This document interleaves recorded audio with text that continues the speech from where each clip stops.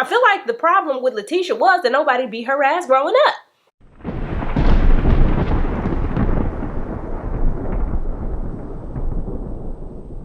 Hey y'all, welcome back to my channel. My name is Janae, if you didn't know, and today's video is another true crime episode, so if you're ready, let's go.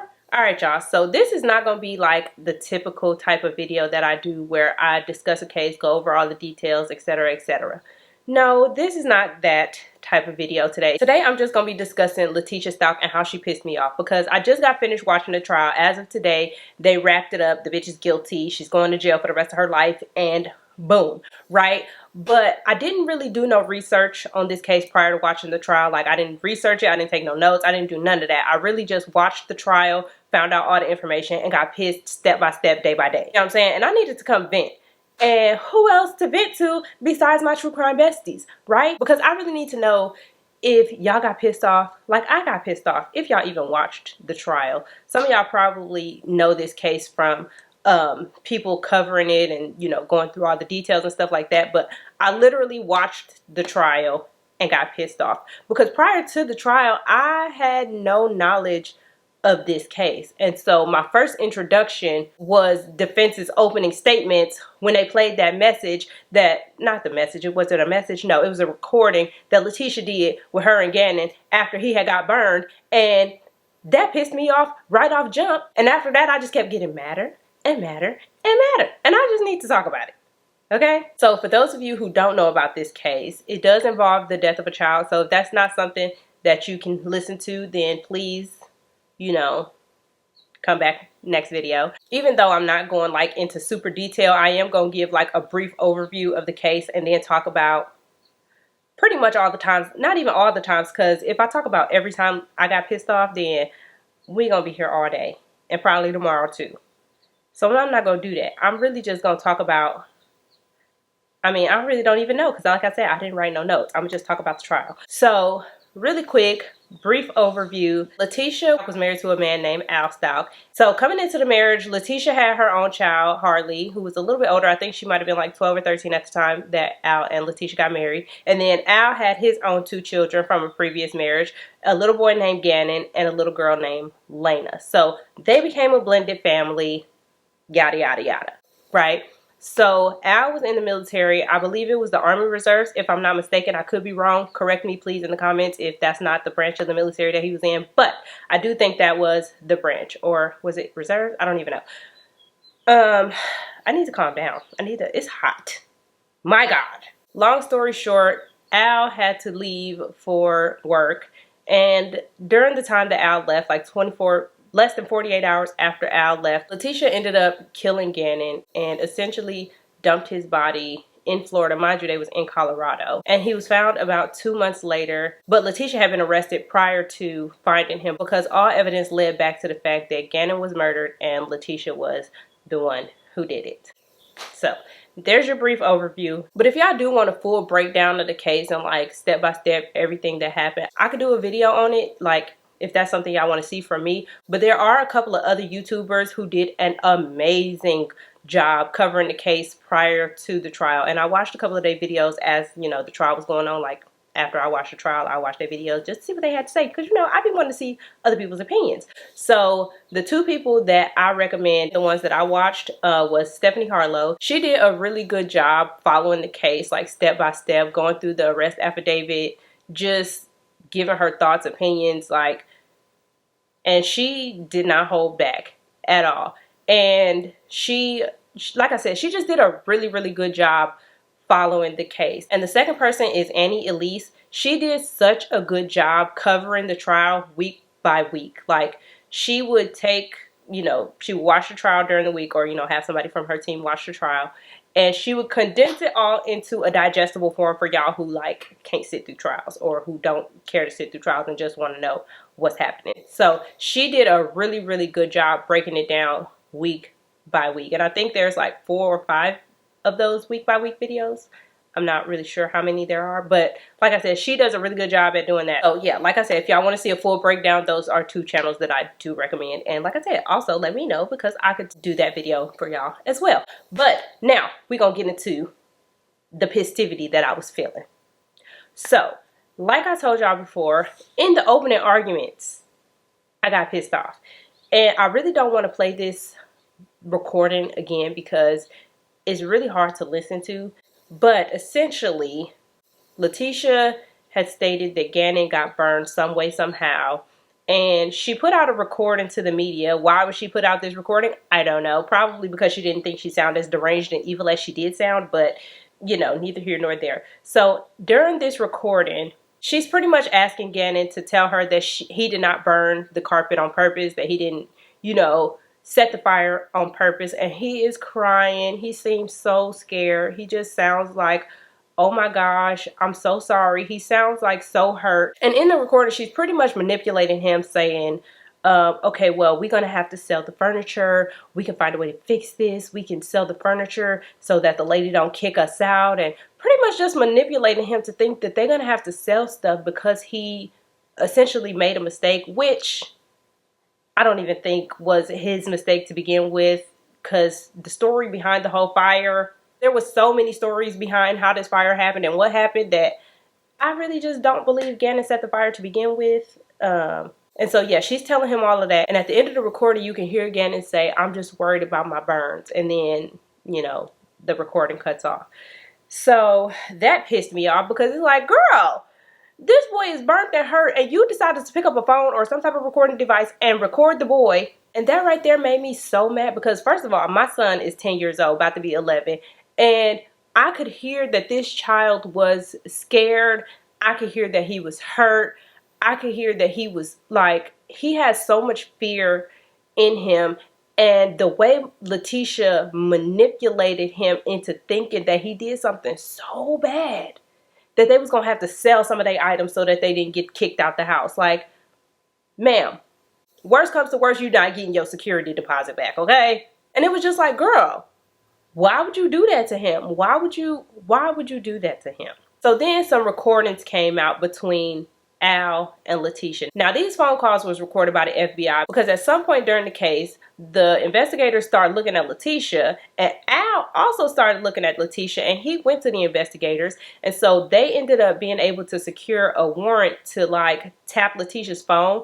And Al and the investigators started working together as to where the investigators would like kind of coach Al on how to talk to Letecia so that he could get more information out of her. Right? Am I making sense? I hope I'm making sense. But anyway, so the phone calls were recorded between Al and Letecia. Well, I mean, all her phone calls was recorded, but you know what I'm saying. We heard the ones between Al and Letecia. And the way this bitch lies. Oh my God. Oh my God.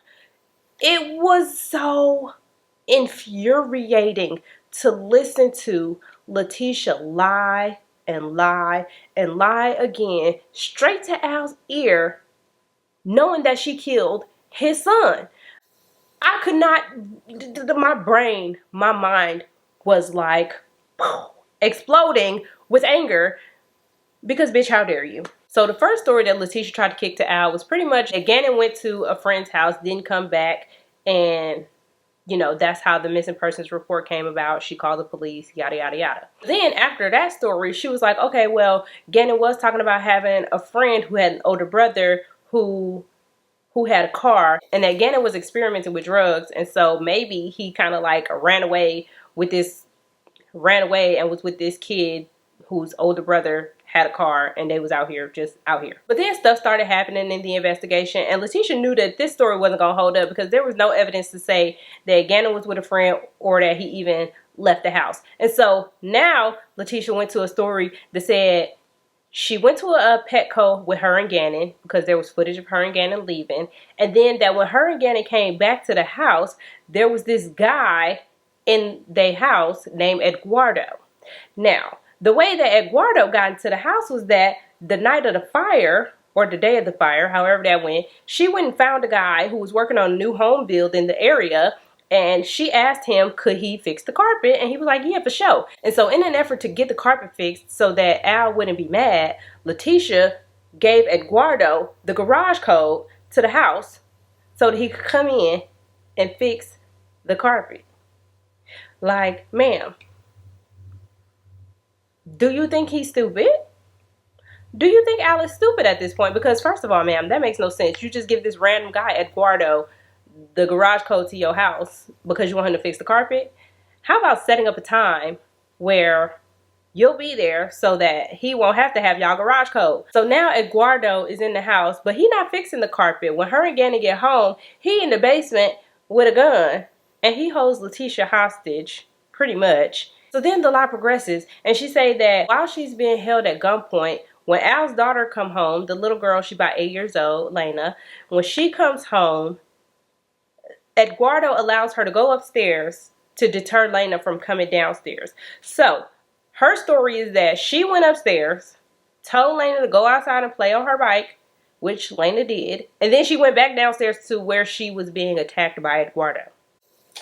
But that's not it. No. Eduardo let her leave once again when her own daughter, Harley, came home from work. And Harley was about 17 at this time. And she was able to tell Harley to take Lena to go to the store, which they did. And then she went back downstairs to continue to be attacked. Yeah. Not only did Eduardo kind of hold her hostage, but he raped her and knocked her out, did whatever he was going to do. And then when she came to, he pretty much demanded a suitcase. She gave it to him because her thought process was that he was just going to rob the place. He was just going to rob them. He was going to take all their stuff and put it in a suitcase and walk out like nothing happened, right? Right. But then he raped her again, knocked her out again, and then when she woke up, him, Gannon, and the suitcase, they was all gone. And then also, throughout this conversation with Al, Letecia's not only lying to him, but she is trying to gaslight him. She is trying to manipulate him. Her main focus during these phone calls was, are we going to be together? And do you still love me?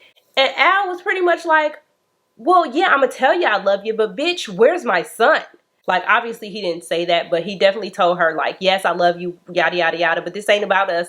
Where's Gannon? I'm just trying to find Gannon. And she's like, well, you're laid up there with Landon, which is Gannon's mom, and you're just trying to fuck another bitch. And it's just like, ma'am, no, he's not. He's trying to find his son. She was really mad that Landon ended up staying at the house with Al. Mind y'all, she was flying in from out of state. But ma'am, their son is missing. But anyways, throughout the phone calls, Letecia keep on lying, and she changed the story yet again. And in this version of the story, her and Gannon was going to go find a bike for Al. And she had found this guy on Craigslist. And while Gannon was trying to like test out the bike for Al, the bike ended up being too big, and Gannon fell off of it, got hurt, got a head injury, and she allowed this person who she had just met to take Gannon to the hospital to get his head wound checked out. Meanwhile, she had a whole entire car. And then she changed the story again. Now, she and Gannon are on their way home, I think, from Petco or trying to get the bike or whatever they was on their way home from. And there was a guy. And he was laying in the middle of the road. And so, obviously, Letecia don't want to hit him, so she stops. But when she stops, this man gets up. And he trollops on over to the car. And instead of pushing the gas and heading on out, she sits there. And he opens the door, gets in the car, holds her at gunpoint, and tells her to drive home. To her home. So she do. Now, Eduardo is no longer in the picture. This guy, his name is Quincy Brown. And Quincy takes her to the home, rapes her. I believe she gets knocked out in this story as well. And she wake up and get and go. So the story changes again. So another version of this story is that she and Gannon did go to the Petco. And she said that on her way to the Petco, she was kind of like, I think somebody following me. So when she get to the Petco, she get out the car and leave Gannon in the car. And when she come back to the car, Gannon gone. And Al was thinking like me. Because in this phone call, he was like, so you telling me that you thought somebody was following you. And when you got out the car, you left my son in the car? Even though you thought somebody was following you? Ma'am, what? And so she tried to gaslight him. She started screaming and she started yelling and crying and doing all this bullshit that Letecia does and tried to divert. And God bless Al, because the patience that this man exuded throughout these phone calls, I mean, you could tell that he was getting frustrated, because at some points he did like just straight out call her out on her bullshit, and other times he kind of just got real snarky with her, which I was absolutely living for. But he had to be so patient and listen to her tell lie after lie after lie about the whereabouts of his son, when he knew in his heart that she had done something to him. Now, granted, he could have never imagined that she had done everything that she done to him, but nonetheless, he knew that at the very least, she knew where Gannon was. And he had to kind of play it cool in order to, get the evidence, or, get the information that was needed to prosecute her for whatever crime that she may have committed, right? So, Jesus, God bless Al. Because the way I was getting mad, I know his insides was like bubbling and boiling hot. Because I was so mad just listening to her lie and try to gaslight, and just everything that she did. It was so just mind-boggling that I was just like, how is he staying calm? How are you doing this, Al? But he did it. He did it. But that's not even the end of it, though. I just had to insert that right fast, because that man had the patience of Jesus himself during those phone calls. Okay? So, yeah, that's not even the end of it, because Letecia changed the story yet again. So, the next story that Letecia told was that, what was the next lie? What the hell she say? Because it was so many. I really can't. I mean, I tried to keep up. Oh, yeah. Okay. So the next story was that her and Gannon went to the Petco, and she ended up seeing this pregnant woman, and the pregnant woman needed help. And so Letecia, being the great person that she is, she tried to help her, and she, I think, maybe offered her a ride or something like that. Now, correct me if I'm wrong, but somehow the lady ended up in Leticia's car. And it turns out that the woman wasn't even pregnant. Oh no, she was not pregnant. She had a belly full of cash. Like maybe she had it in like a satchel or a fanny pack or something like that. But whatever it was, it made her look pregnant. And it made her look very pregnant. But the woman just started whipping out the cash, and she told Letecia that she was a part of the Mexican mafia, and that Letecia was going to help her and the drug cartel sell drugs at these Mexican restaurants. And she, this lady, this pregnant, not pregnant lady, is the one, or her and her cartel members is the ones who took Gannon. Yeah. So there was a lady with a pregnant belly full of cash who was a part of the Mexican mafia who took Gannon. So yeah, y'all, as y'all can see, lie after lie after lie. And then not only are they lies, they're like super extravagant, like once in a lifetime, like, oh my gosh, how did this even happen in real life type of lies. But I do think that that was the last lie in regards to how Gannon went missing that Letecia told Al. But trust me, that's not the last lie that Letecia ever told, because baby, rumor has it she lying right now as I speak, because there's no way that she just stopped lying after this, because she was lying before this, and then again after, and some more. So after all the lies that she told Al, she would lie more to the FBI investigator who was questioning her after she was arrested, and she ended up telling him that apparently she and Al were supposed to have a threesome with this girl named Angel, or did have a threesome with this woman named Angel, and Angel was jealous, mad, or I can't even remember what she said or why she said Angel would have done this, but essentially she said that Angel was behind it all, and Angel was the one who had Gannon. What pissed me off even more was the fact that she tried to say that she was insane and that she wasn't the one who killed Gannon, but it was her body. So she tried to claim dissociative identity disorder, and that one of her alters named Maria was the one who killed Gannon. And so according to her, Maria is the protector and she protects people who she loves, but then ended up thinking that Gannon was an intruder who was trying to hurt Gannon because he was standing on his bed in a cape. And she, being Maria, shot him, stabbed him, and beat him. But Maria was supposed to be the protector. So Maria, the person who protects the people who she loves and the people in her family, and Gannon was supposed to be one of the people who she protected, ended up attacking Gannon because she thought he was an intruder because she didn't recognize Gannon. But if it was him, then she would have recognized him. So she wouldn't have attacked him. But according to Letecia, Maria did this. And like I said, the extent of the injuries that Gannon suffered, if Maria was supposed to be his protector, once she realized it was Gannon, why wouldn't she do everything in her power to then help him? Save him? Instead, Maria did everything to cover it up. Ma'am, sit your ass down and shut the fuck up. Like, that's how I felt. That is how I felt throughout this whole trial. And then, not only was Letecia lying, like I was listening to her lie in the past, I was watching her live, sticking up her middle finger, being disrespectful, chuckling with her lawyer, like acting like none of this was as serious as it is. Like, she was being so disrespectful. I really just wanted to reach through my phone screen and punch Letecia in the face. And then when the families was saying their statements before sentencing, you know how the family can get up there and make victim impact statements and stuff like that.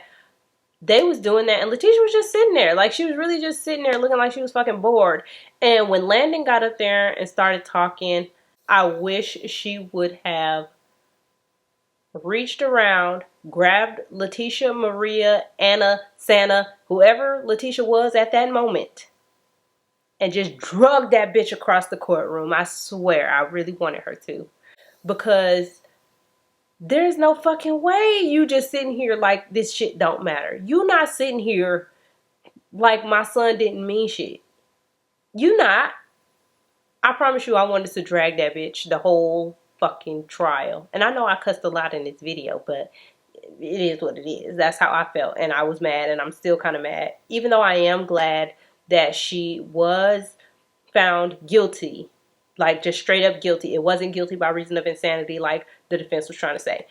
She was found straight up guilty, and she will be spending the rest of her life in prison. But I really do just want to punch her in the mouth. I feel like that would give me a little bit of satisfaction.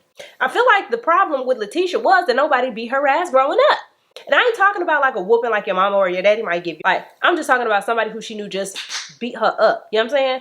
I really think that that's part of the problem. And she got away with lying for so long, or not even got away with lying, but she would lie and then manipulate, gaslight, and then cry or do whatever to make you feel bad or feel like the crazy one. And so she got away with lying for all her life because hell, nobody wanted to deal with what she was going to give you after you called her out. And so, but I'm just glad she is going to spend the rest of her life in prison.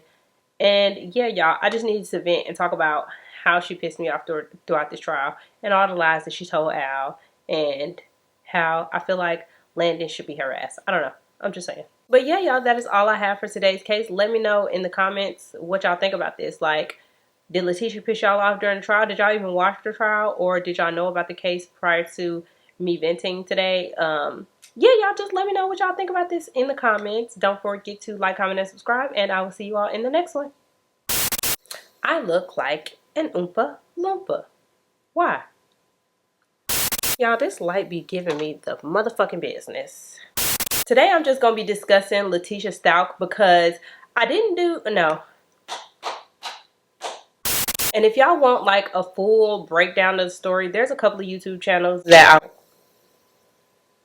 First of all, I am here by myself. What was that? I'm just glad that she gonna spend the rest of her life in prison. Oh, now the sun wants to come out. Great.